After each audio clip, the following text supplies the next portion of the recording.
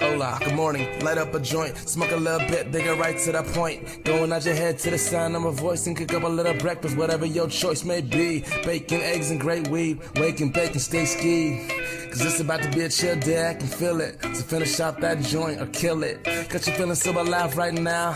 So alive, never later, never live later. Live for today and you find that you can't be touched by a hater. Cause you're living in the past. But today I got class, so I don't got a time for that, I gotta go. But I'll be back like a spinal tap. You know I'm old blue, just a little homie that they go to when they need a little bit of flow to get through the day. I stay in front of these songs like Trey, press play, have a little fun, sit, blaze, smoke another blunt, turn this up until it just bumps and shake your ass. But I got I'm done, do what you love, chase what you want. Instead of having it all, I'd rather have fun.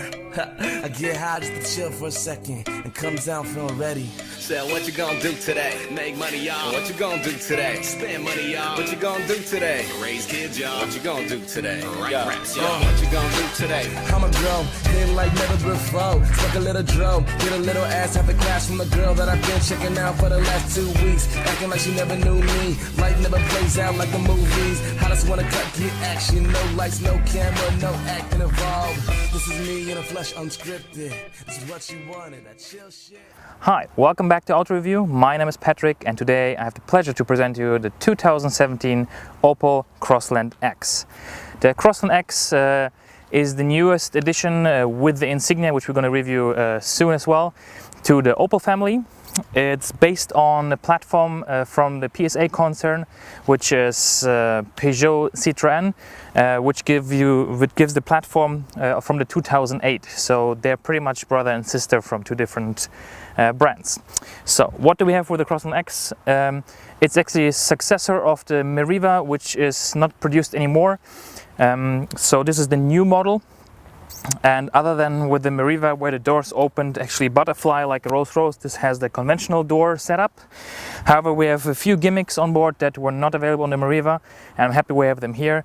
Example, we have LED lights, we have LED front and back lights, we have a head-up display, we have lane departure alerts, we have a 180-degree camera, which is not really a 180-degree camera because it's kind of artificially put together by the software.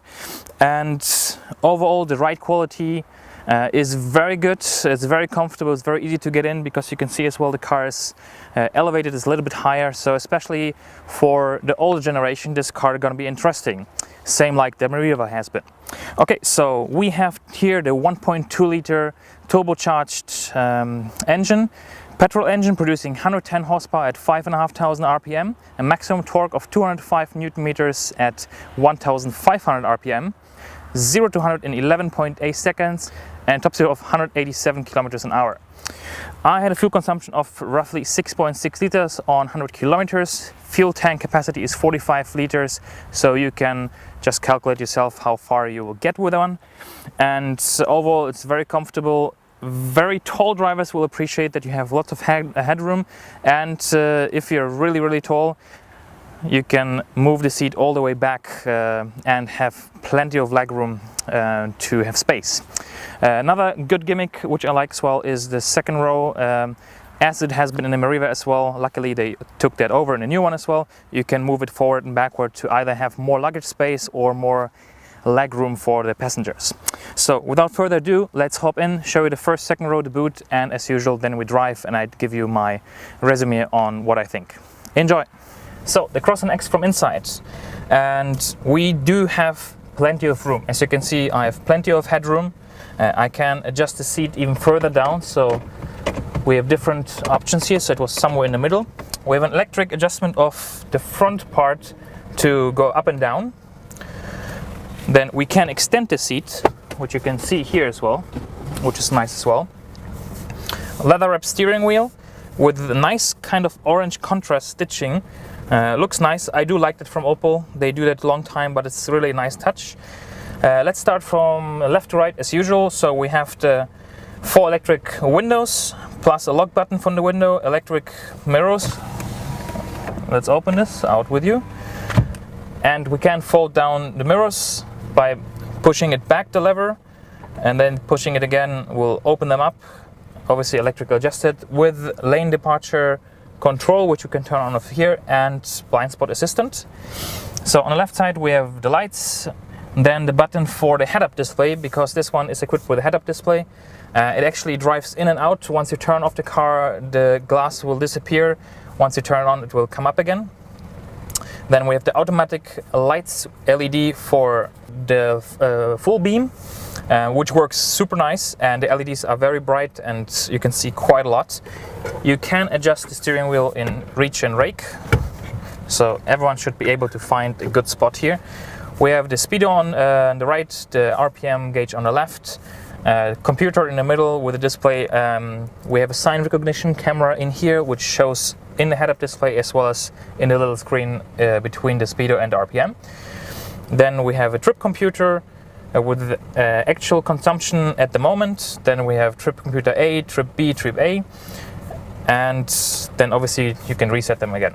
So on the steering wheel we have the cruise control left. You have the heated steering wheel, which is again something nice that Opel does with quite a lot of models. You can even get this, for example, on the Adam or the Astra, and throughout the range of Opel. Then we have a speed limiter, and this one has a super nice function, and I really enjoyed using it. It's basically with the combination of the sign recognition. When you pass the sign, for example, you're driving in the 50 zone and it becomes an 80 zone because you're going towards an B road, it will recognize the sign, and if you press the memory button twice, it will actually take the speed from the sign and accelerate to that speed. Works both ways. However, if you drive from 80 in the 50 zone, it will only slow down once it recognizes the sign and you press the memory sign. So you're gonna have quite a long way where the car slows down slowly, not really abrupt and fast, where you're gonna be actually speeding. So most of the speed cameras are usually right after the speed sign when you enter a city,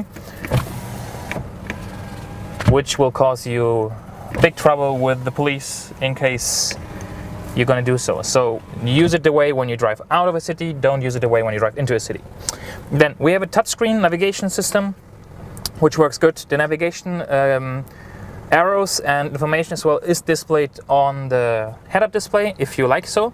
You can turn this obviously off as well if you don't like to use it, however then you shouldn't order it. We have a dual zone air conditioning, which you can use either mono or at the same time, left and right. 12 volt power socket. We have 2 USB ports, which is great, and we have inductive charging. Basically you take your phone. In my case I have an iPhone 6, it doesn't work because iPhone doesn't support that, but if you have some kind of Samsung Galaxy or HTC or whatever, it will charge your phone without cable just by placing it on that mat there. Great. 6-speed auto, Wandlerautomatik. It's not a DSG system, it's a Wandlerautomatik. Then ESP on and off, tire pressure sensors, lane departure alert. However, this is only alert. It will not vibrate in the steering wheel, it will not steer or counter steer towards the inside of the lane again. And the alert is actually only shown here with an LED. There is an acoustic sign or there is an acoustic signal. However, if you listen to the radio, anything more than volume 12 or 13, you won't recognize it anymore, you won't hear it. So it's kind of pointless and a little bit useless. Manual handbrake, as you can see here, 2 cup holders, armrest for driver only, a little compartment which you can open and close here, and the glove box, which is air conditioned as well, very nice. You can open and close that one, and quite a lot of space. Then we have the OnStar, which is Opel's basically kind of concierge and security service. Please watch the Mokka X video, there I've explained it quite a lot. Sunshades which are illuminated with mirrors on both sides, as well a warning sign for if everyone is buckled up or not. And the seats are very comfortable. You see it's a little bit contoured here on the outside, well, 3-tone I would call it, and you have as well kind of the orange stitching which takes over from the steering wheel here. Very easy to read, very easy to use. That's it from the first row. Let's hop into the second row before I'm gonna have a zoo of insects here. So, Crossland X, second row. Left to right as usual, hook to hook your suit or something, or jackets, something to hold on to. And again, we have the insects coming in here.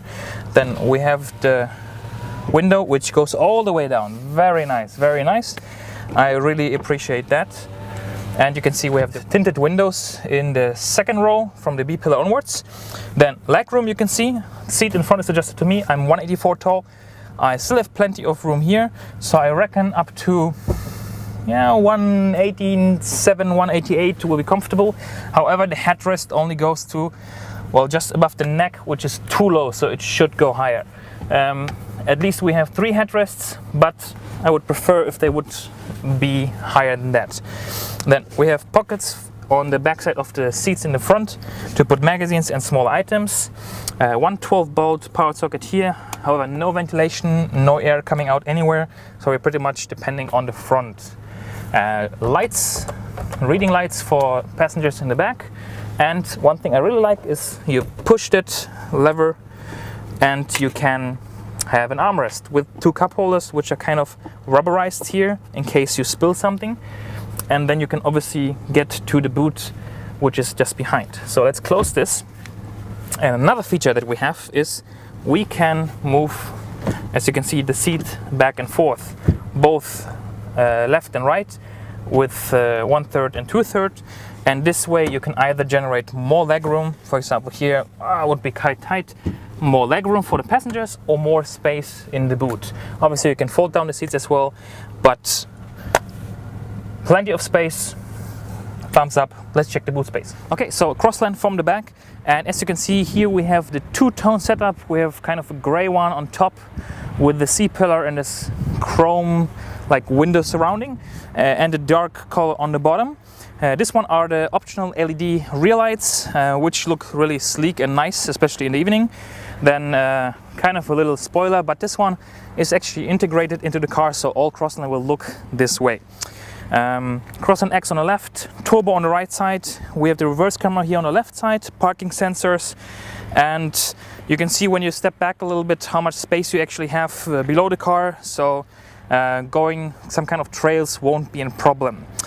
Let me just open it up, and it opens quite high. I can stand below it.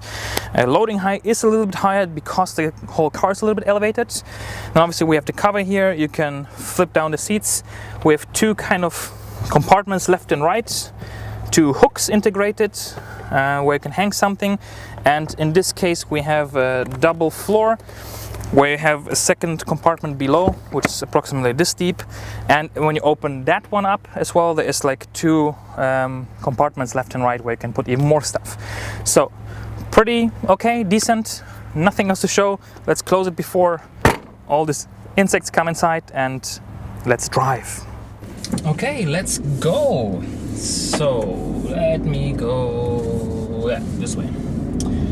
So by the way, we are here in Interlaken on the airfield, or actually Wilderswil Interlaken airfield, which is used for all different kinds of events. I think weekend before, 2 weeks before, something was the Greenfield, which is a big concert here. Okay, so let me start with the few things that I wish they would have thought a bit more about and improved them.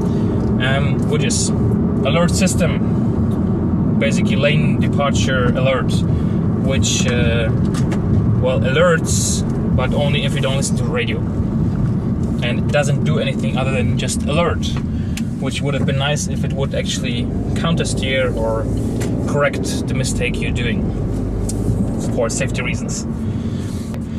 Cruise control.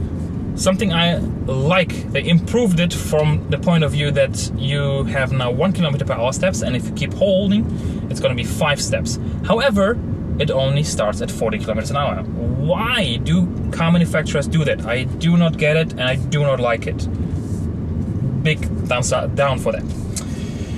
What else I don't like? The engine. It's actually nice, it drives good. This is the 110 horsepower I mentioned to you, and it works well with the automatic gearbox.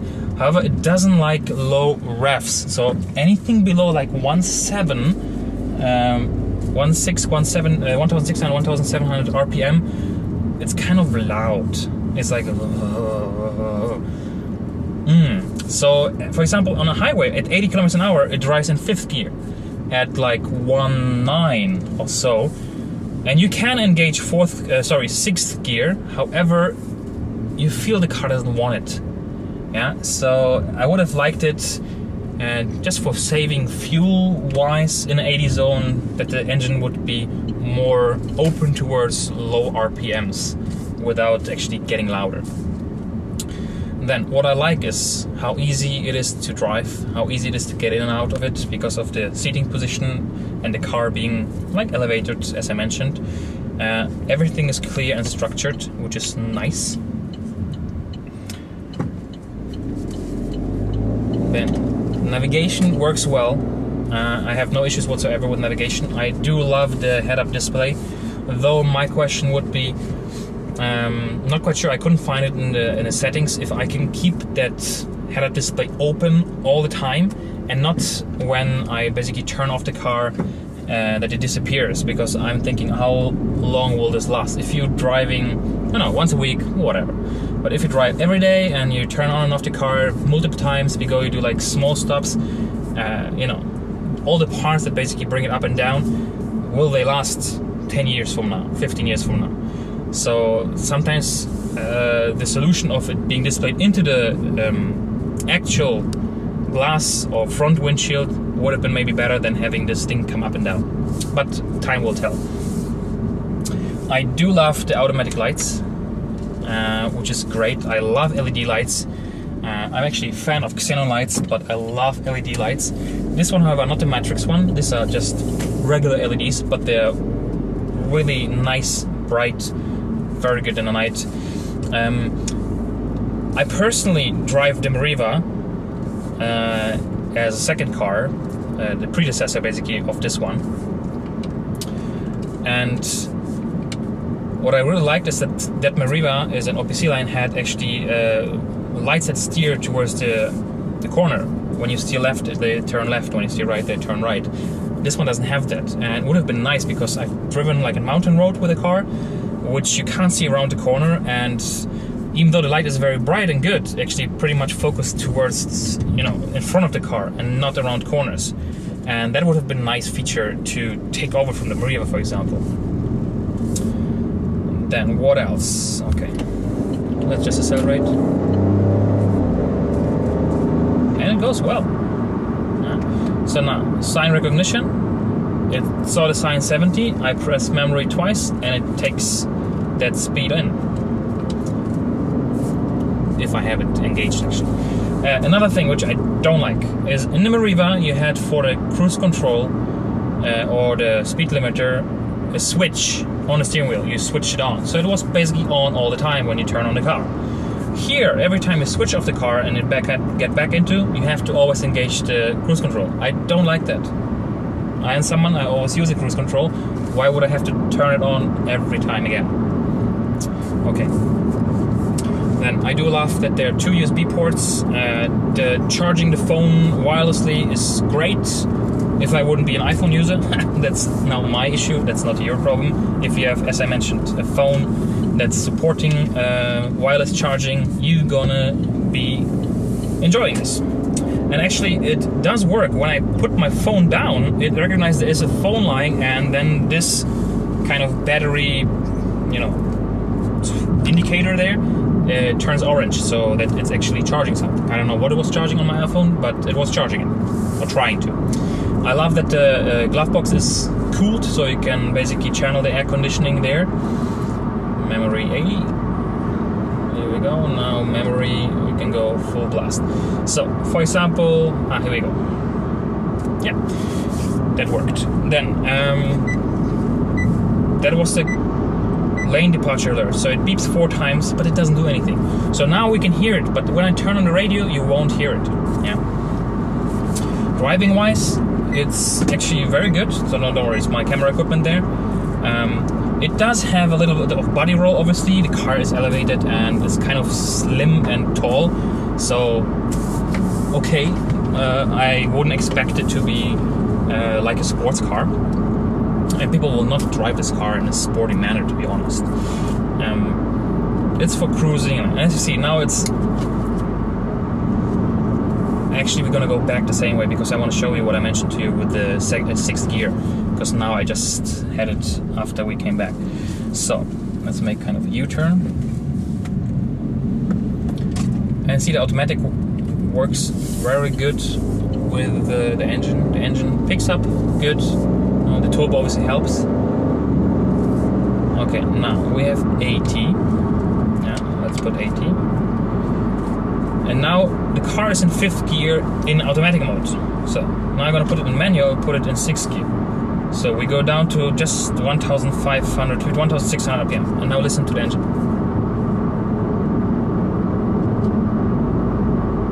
See, 5th gear, 2,000 RPM is fine. 6th gear, 1.6. Maybe a few hundred RPM more, and you know, or maybe over time, because the car is brand new, it's like 500 kilometers. I put just 160 on it now. But let's put it back in automatic, as it feels more comfortable in that. I like the surround view, it's very good. We have this kind of additional windows here, which are in front of the mirror, which you know, give me a little bit more view. Then obviously the C-pillar is quite massive. However, we have again an additional window over there, and you have the camera, this 180-degree camera. Okay, the camera actually is just a reverse camera, and then it digitally, through the software, calculates with the parking sensors that you have left and right if there's something or not. So it's kind of a fake 180-degree camera, but it works. Obviously it is distorted left and right, but kind of projects it like you would look from the top and you would just see the rear of the car, the rear end of the car. Memory function, 70. That's the best function, really, the best function. And price-wise, so the Crossland X in Switzerland starts at 18,900 Swiss francs for the 1.2 liter naturally aspirated 81 horsepower 5-speed manual version. There are 4 petrol versions between this 81 and 130 horsepower, and there are 2 diesel versions. However, if you would like to have an automatic, you are stuck with a petrol powered version, and that's the only one, the 1.2 turbo. If you would like to have the entry level car with the 6-speed manual, tough luck, you can't have it because it's a 5-speed manual. So diesel only manual, automatic only 1.2 turbo. There are a few restrictions. Maybe later on they're going to expand the engine choices, but this is what it is at the moment. This particular one, as we have it here with all the gimmicks, head-up display, you know, the camera for the sign recognition, 180-degree camera, LED lights, yada yada yada, 32,600 Swiss francs. So you see the range is between roughly 19 to 30 plus, depends on engine choice and how you equip it. Okay, so that's pretty much it. I think it's a nice update to the Meriva. I kind of cry after the suicide doors in the back, because that was a design feature that was really, really cool. I just think people didn't get the doors, because from a safety point of view, if you open it and your kids try to run out, you can grab them and save them. But that's it. Thank you very much. Thank you, Bettschen, who provided this car to me. Please check the link below and head over to their YouTube channel as well, where I produce the POV videos. And that's pretty much it. So see you next time. Subscribe, like, share, comment below, and have a great day. Bye. But can you really feel this? No Pinocchio, this is real shit. I just killed this and brought it back to life and killed it again with a butter knife.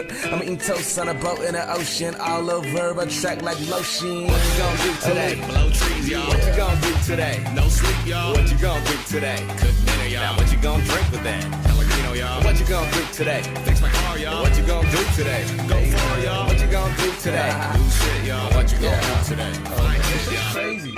This is crazy right here.